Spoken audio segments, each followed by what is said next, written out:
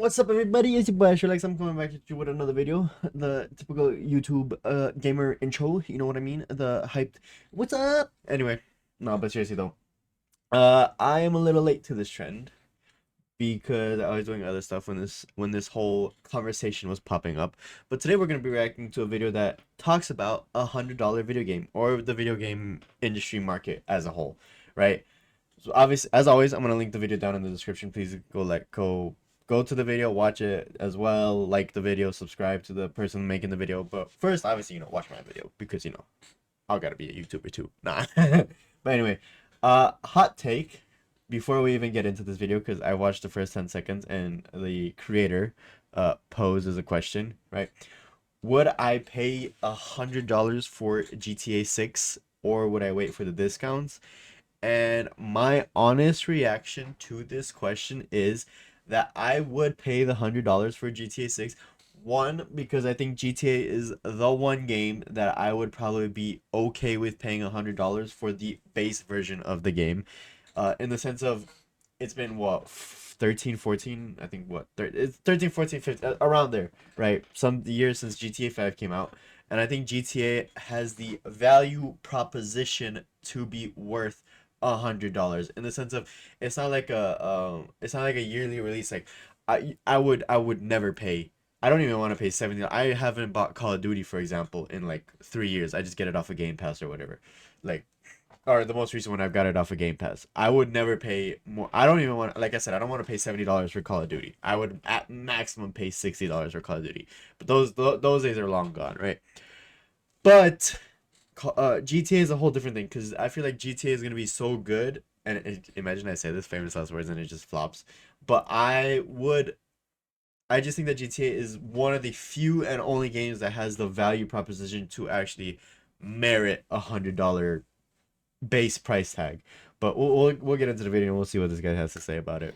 Yeah, would you pay $100 for GTA 6 on release, or would you wait Yes. for the discount? Well, this is a decision you might have to No, I make want to play because it the right game away. industry is trying to make a major price bump across games, and GTA 6 just might be the perfect game to do it. The reason I'm discussing this is because a man named Matthew Ball just released a 220 slide presentation about the future of the games industry. 220 slides, man. My man made 220 slides. My man doesn't have time. Oh, and by the way, for anybody that's gonna shit on me in the comments, I know my outfit choice isn't the best. All right, I just really like this sweater, and this is the only clean shirt I had. So leave me alone. Anyway, uh, my man had too much time. Too many slides. So much, but there's a section that is entirely dedicated to the release of Grand Theft Auto. Just because it's gonna be such a big game. Probably in 2025, but maybe delays. How. If GTA 6 gets delayed, that's gonna be crazy. Like the hype, it's too much. Personally, I don't think GTA 6 is gonna get delayed. I think that there's too much hype. There's too much this that they will get destroyed if GTA 6 gets delayed. Game industry works. And in this section, he talks about how GTA 5 is the second highest selling game of all time. Not surprising. Kind of a large margin. PUBG being third is surprising. If just for inflation, GTA 6 will be the cheapest GTA game if it comes out at $70. All right. Before we continue, I know I'm gonna be pausing a lot because I want to get this point across, right? In normal circumstances, right? I don't think the consumer should bear the brunt of inflation making the dollar less, right? It's the companies developing the game that have to bear that brunt of inflation, right? Because at the end of the day, if you just make every game $100 now, like be realistic, right? Look at yourself, right? If you're gaming and we're saying GTA 6 comes out at $100, right? And people actually buy it at $100. If another company like a Call of Duty, like Activision, or like even EA, let's say with EAFC, right? Because I play that game pretty often as well. I just streamed it. Check out the stream. Anyway, uh, that game does not have the value proposition, as in like the game's only good for 1 year, realistically. Like sure you can play it after. Like I still sometimes play FIFA 15, but that's just because I loved one the team rosters, but also the gameplay in FIFA 15 was just great. FIFA 17 too. But the majority of the FIFA games don't have the value proposition to be worth $100. They barely have the value proposition of being worth 70. Because at the end of the day, when you're buying a sports game, you're just paying for the updated roster. So yeah, less expensive even than the original Grand Theft Auto. it's not the responsibility of the consumer. Game Boy Color. Grand Theft Auto. I'm gonna date Game myself. I Boy never had a Color, Game Boy simpler Color. times. He talks about how the I might video be too game young. industry is I was not too young keeping to have up a with Game Boy Color. inflation at all. And he shows a chart where he shows the real price of games versus the price adjusted for inflation throughout the years, and you can see that the price of games is at an all-time low when adjusted for inflation. So even if it seems like you're paying so much for video games, I mean, like, according to this chart, they're cheap. I mean, I just bought Skyrim. But it doesn't. But that doesn't make sense. Well, it does make sense, right? I'm not trying to say that it doesn't make sense, but it doesn't feel like that because as inflation increases, it's not just the games that you're competing with, or the games aren't just competing for your sole attention in this market, right? Everything's a subscription these days, right? So people's wallets are divided instead of being divided like, oh, like back in the day. Like I remember back in the day when I was a kid, right? I would go to GameStop and buy like 10, not 10, but like 4 or 5 games a time, right? Because there a lot of them were single player games, a lot of them were used games, right? But that's all I would have for entertainment, right? Now it's I have video games for entertainment, but I also have all these streaming services for entertainment, or I have this music like whatever you have, Spotify or Apple Music or whatever you have, right? So if things are more expensive because of inflation, but it's also the media that you're consuming now has to compete with a larger, I guess, pool of stuff that's competing for your money, right? Because at the end of the day, if you're making a certain amount of money per month, right, and you're dividing it into you want your streaming services, you want your video games, you want your this, that, and whatever, right? Then that's why it feels like you're paying so much for everything. Skyrim on sale for $3.99. That's cheap. I know that's not the point, but I did want to say I did buy Skyrim on sale for $3.99. I used to buy If you want to read the whole presentation, the I Steam linked it store. in the description. The thing is that regardless of the price of GTA 6, I mean, as long as it's like not $1,000, people are still gonna buy the game at release. And Exactly. I've generally seen I this am. sentiment. I'm online. going I've to do seen that. tons of people saying like, "Yeah, I would buy GTA 6 for $100, but I wouldn't buy another game Hey! for $100." So that's the thinking, and it seems to be justified. And on top of that, the publisher for GTA, Take-Two, has a precedent for this. They were one of the first publishers to start the $70 era of AAA games. It's such a NBA stupid 2K21 era. in 2020. It's weird to think that NBA 2K21 is one of the first $70 games because, like, really? A 2K game? Again, it's a Is- sports is game. the- You're is just the- paying is for the game updated that rosters. Push prices forward. You're just paying for Gaming updated industry? rosters. I'm Huh. just saying, you're From an paying for industry updated perspective, It's rosters. obvious why they all want GTA to come out at a higher price. They're sending them emails like, "Hey man, $300, $400." I can't imagine. That's too much. If you no, there's no way they would do that because if they make video games $300 or $400 per game, think about this. My PlayStation that's sitting right over my PlayStation 5 sitting right over there, right? And I had to buy it back in 2020 off of Scalper, so I had to already pay overpriced, right? I still think the PlayStation 5 is overpriced at what I had to buy it at, right? But even at a normal price, right? $500 for what the PlayStation 5 gets you when you could get a PC for $500 that'll probably destroy a PlayStation 5. I think consoles are overpriced anyway. But if you make a game $300, $400, just one game, no, stop. It's ridiculous. Like they're gonna kill off the game industry in a sense because people are not gonna buy the games, which is gonna be a net negative for the entire games industry. Greedy But, CEOs yeah, and greedy bump it to 90, corporations. I'm just bump it saying. to 100. The CEOs of game companies have each other's emails. I assume they do, right? If GTA comes out 'Cause and of it LinkedIn. succeeds at $80, $90, hate even LinkedIn. $100, this will bump prices across the board. You know, maybe a $40 game will be a $50 game. Maybe a $60 will be like a $75. But the solution And to then, that of is just not course, to buy the game. Tons of games will jump straight to 100. I don't know if they'll succeed at 100, but they'll jump there. Exactly. Like Pretty much everyone in the industry. if Call of Duty, for example, goes to $100, people won't buy it.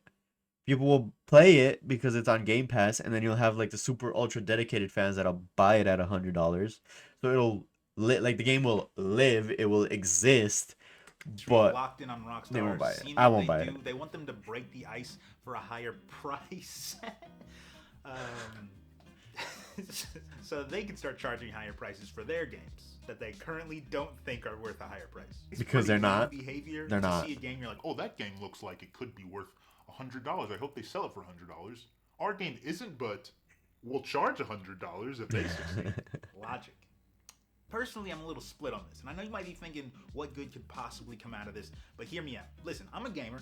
I want my game to be as close to free as possible with no microtransactions and no pre-release access. We'll never get that. uh, that's a pipe dream these days. If you want a game without microtransactions, play old games. Buy an Xbox 360 or PlayStation 4 or an even older console and play older games. Never will there exist another game that will come out without microtransactions. And I get like the oh, Baldur's Gate did it, right? But Baldur's Gate was not, it's not the type of game from the type of publisher that publishes games every year or multiple games per year. Like you'll never see a Ubisoft game without microtransactions again. You'll never see an EA an EA game especially you'll never see without microtransactions ever again. It won't exist. Like all these main titles that you expect to come out every year or every other year, they won't have like get that idea out of your head. Oh, unfortunately, don't get me wrong. I'm not agreeing with this. I would love games to just actually be games, like finished, polished games by the time they come out to the public. They're not. They're just gonna be stuffed with microtransactions, and that's the Game sucky for part. Additional costs, but obviously I can't have free games with no microtransactions because Then the company makes no somebody's gotta money. make the Yeah, game. But this somebody, leads me to the everybody's got to question. eat. Are we spoiled as gamers? Gaming has to be like the lowest cost to entertainment media out there, outside of maybe like streaming services. No, But what no, I would argue that YouTube would be the lowest cost to entertainment. Because think about it, with YouTube, right? You don't have to pay for premium. You don't have to pay for YouTube TV. You could just watch whatever game you want, whatever type of content you want. Like, there are cooking shows on YouTube by cooking creators that are better than actual cooking shows on network TV or like cable TV. So YouTube is like the king of low cost, low barrier to entry entertainment. other media can you pay $70 and get 40 hours of entertainment out of? Not the movies. I mean, that's $20 for 2 hours. Not a concert, not a sporting event. Pretty much just video games. And it just So depends if on what you think that want, $100 what for you a video enjoy game most. is like a ludicrous amount that you would never pay. I have a question for you, and actually a genuine question. Like, comment in the comments your answer, because I'm curious to know. Are there any games that you would pay $100 to have completely wiped from your memory, and then you get to re-experience them for the first time? That's a real genuine question. Because Elden for me, Ring. there are definitely Elden several Ring. games I would pay $100 today to have. Elden Ring, because I love that game. That game was one of my favorite games of all time. GTA 5 because I love the story and just getting to experience GTA 5 again as like with all my friends and everything on multiplayer. Great, I would pay for that.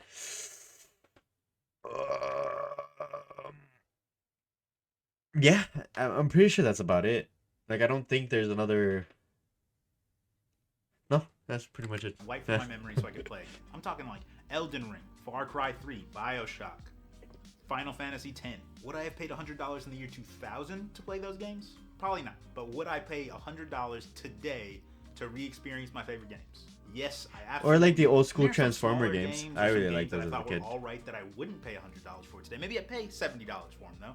Maybe I'd pay $50. So if you have a game like that that you would pay $100 for, then it's not absurd to think that a game's value could be $100. Nowadays, I tend to play smaller games, and I do personally. What is believe that? Most AAA What is that? Is that like a new pirate game? Like worse, potentially, maybe might be better than Sea of Thieves? games Okay. are like too big for their britches, way too high of budgets for what they're giving you. Well, I that's still just 'cause Skull- occasionally wanna nah, play, like, Skull and Bones is a high terrible budget, example. Skull and Bones massive, suck. high fidelity game, and 'Cause it came from unfortunately, with like Ubisoft. today's Shots prices, fired. those games are getting like less and less sustainable. So without a price bump, I see those games going away. And you might not like those games, and that's fine, because if you don't like those games, you don't have to worry about the price boost. You just keep playing indie games for $30, $40, whatever the price is. Best case scenario. But I think indie games are price some of the goes best up to games out there right $100, now. And games like Madden try to go to $100 and fall completely won't work. flat, and realize if we want to raise our price, we'll have to raise the quality. So, maybe that higher price could lead to like some premium game that gamers are only willing to buy for stellar reviews and no microtransactions and no predatory monetization. Who knows? Now, the pessimistic version of this is that prices raise and everyone follows suit. Then gamer budgets start getting allocated to just expensive games, and then indie studios and smaller games suffer. That's a possibility as well. So that would suck. But I'm crossing my fingers that that's the least likely scenario. Because so far, even as AAA prices raise, indie games continue to thrive. Now, I don't think that people will Yeah. react to this in as positive a way as I'm reacting. And I don't even think I'm particularly positive, but my guess is that it's going to be like the Netflix situation, where Netflix announced that they'll be cracking down on account sharing, and tons of people are saying, we're going to boycott Netflix, and I'm already deleting my account. And then Netflix, after introducing the policy, got like record numbers of subscribers because tons of people realized There's you know no what? alternative. $12 for practically unlimited TV and movies, not that bad of a deal. Obviously, that decision is up for you, but most people decided that they would rather have Netflix than $12. And I think that's the same with GTA 6. I think it's the GTA value 6 comes out proposition, at like I said. $80, $90, $100, but it has rave reviews. People will complain, but people will still buy it. But think about it, like the reason I say GTA has is one of probably the only games that has the value proposition is when are we getting GTA 7? Like we haven't even gotten GTA 6 already, right? So when realistically are we ever gonna get GTA 7, right? So the amount of time, right? You might buy a single player game, right, and get 20, 30, 40, 50 hours of enjoyment out of it, right? But with GTA 6, right, if it's anything like GTA 5, you'll get days, weeks, maybe even months, depending on how much time you have to play the game. You'll get just almost an infinite amount of possibilities and time of enjoyment and value out of the game. So that's why I say it's one of the only games that will do that, right? Like don't get me wrong, Netflix, what he's saying here is very correct, right? Like most people would rather just have Netflix than $12, right? Because I mean, basically, what are you gonna do with $12? $12 won't even buy you like a McDonald's meal anymore. Not like, you guys know my stance on McDonald's, but like I'm just saying, right? Like I'd rather have Netflix than McDonald's. But like I don't know, it's weird. And then, 2 years later, $100 games will just be the norm. So yeah, that might sound like a bleak future. But on a positive note, I got a haircut. My name is Terrence. I'll keep playing games till I find the perfect one. Peace. Like I said, guys, go check out his actual video because it's really good. It's this one right here. Oh, it's this one right here. Like I said, I'll link it down in the description. When I post this video. But I don't know, guys. What do you guys think? Like, let me know down in the comments, right? One, are you buying GTA for $100 if it comes out at $100? And two, is it going like if GTA 6 goes to $100 and the rest of the industry follows, are you still going to be buying your regular games? Because I'll be honest, right? I won't buy EAFC for $100, even though I've bought it for like the past 10 years every year, right? I'm obviously not gonna buy Call of Duty. Get out of here for $100. But I would personally buy GTA 6 for $100. I don't know. I feel like it's just ruining. It's eventually just going to ruin the whole industry as a whole. But as the consumer, unless we just get en masse and say no, we're not going to buy GTA 6 at $100, we are somewhat not powerless, but like we have very little bargaining power because GTA 6 is gonna sell. It's gonna be the highest selling game. It's gonna be one of the highest selling games ever, no matter what price it's at, because people will buy it. So unless we convince all of those people that like, no, we don't buy it unless they drop the price, we're somewhat powerless to stop it. At least in my opinion. I don't know. Let me know what you guys think down in the comments below. We'll be back sometime this weekend or week to react to some more videos or some different type of content. Check out the streams if you guys want. I'll be streaming this weekend. And take care. Peace!